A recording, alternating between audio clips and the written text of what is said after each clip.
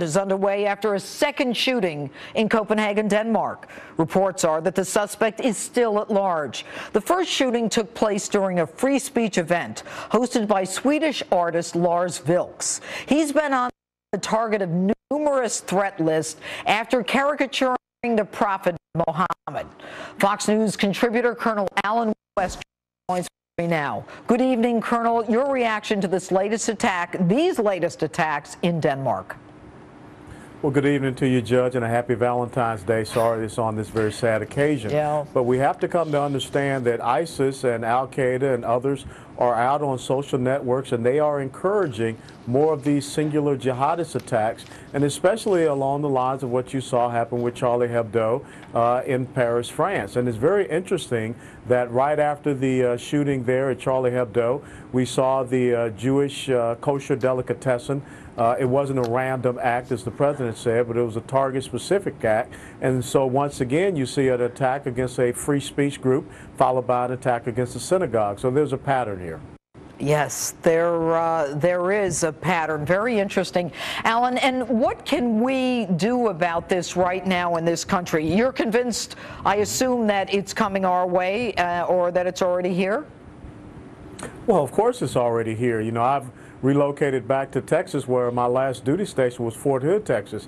And do I need to remind people what Nadal Hassan did there? Yeah, wasn't that where that workplace violence thing happened? That's absolutely, it's workplace violence. And then up the road from Dallas, Texas, at Moore, Oklahoma, you had a woman that was beheaded by a co-worker, and we know about his affiliations and associations with a very militant mosque there in Oklahoma City. But again, it was classified as workplace violence. So these things are already happening here in America. We have a president, as you said in your opening statement, that can't bring himself to identify who the enemy is. And you know, in my opening statement, I talked about the president's schizophrenic approach to war. I think I said Pakistan instead of Afghanistan.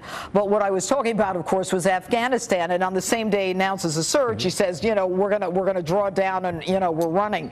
You're in the military. You tell me whether or not, under this president, Americans, given that this week he wants to limit his powers of military force, can Americans actually expect to be protected with a president who doesn't have a strategy, who can't identify the enemy, who can't talk about the motivations of the enemy?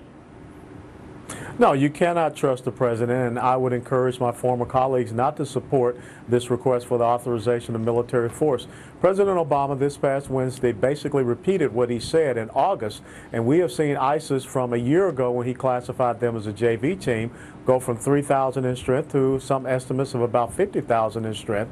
And you talked about the president stating that their morale was low. The same time he was giving that speech, his own counterterrorism advisor was on Capitol Hill saying that they have had 18,000 of an influx of new fighters.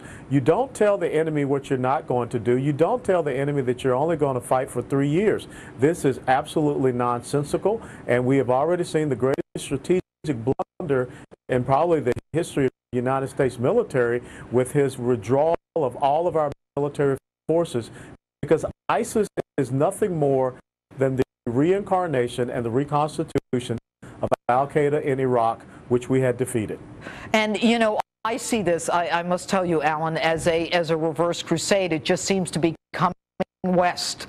You know, with the killing of the Christians in the Middle East, the Yazidis, the Jews in the Middle East, and now they're coming across Europe, and you know, just a question of when they come across the pond. No, go ahead. But this is not a reverse crusade. This is exactly how Islam spread off of the Arabian Peninsula back in the 7th and the 8th centuries. They overran the Iberian Peninsula, and they controlled Spain for some 700-800 years, and they called it Al-Andalusia. They were defeated in Paris, France in 732 A.D. They were defeated and turned back at the gates of Vienna in 1683.